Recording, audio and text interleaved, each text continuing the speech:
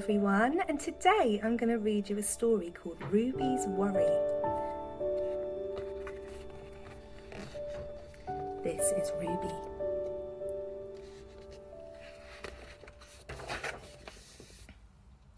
Ruby's Worry by Tom Percival. Ruby loved being Ruby. She loved to swing up high, and she loved to explore wild and faraway places. Sometimes she even went all the way to the very bottom of the garden. Ruby was perfectly happy until one day she discovered a worry. It wasn't a very big worry.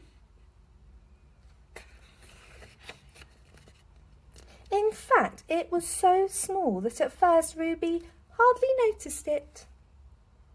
But then the worry started to grow, and each day it got a little bit bigger. It just wouldn't leave her alone.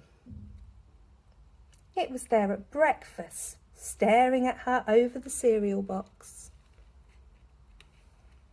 And it was still there at the night when she cleaned her teeth.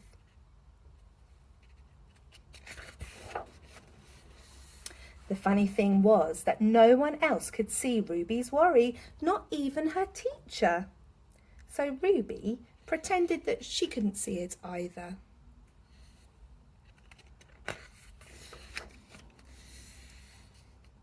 She tried to carry on as if everything was normal, but it just wasn't.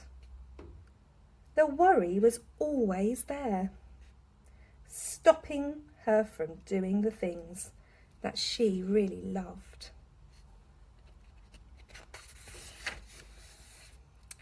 Ruby wondered if the worry would ever go away. What if it didn't? What if it stayed with her forever? Ruby didn't realise, but she was doing the worst thing you can ever do with a worry. She was worrying about it.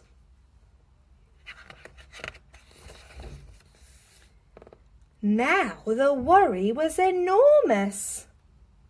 It could barely fit in the kitchen at tea time, and it filled up half of the school bus.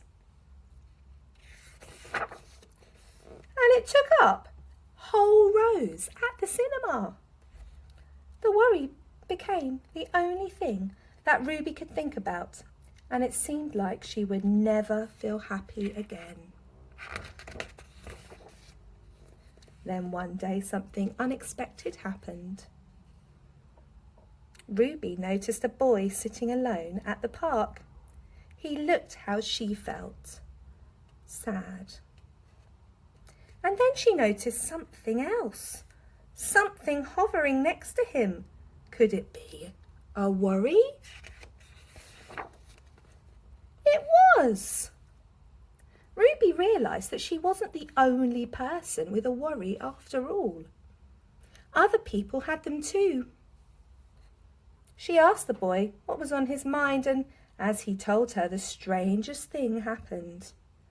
His worry began to shrink.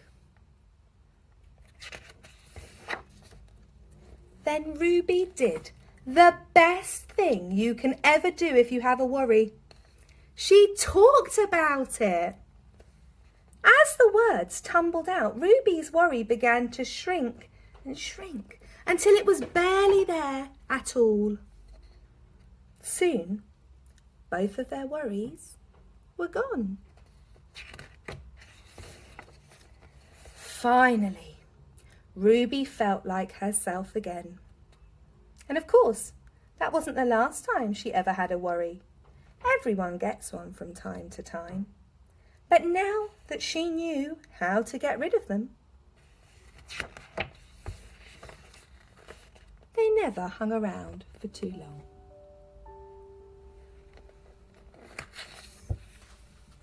I hope you enjoyed our story today.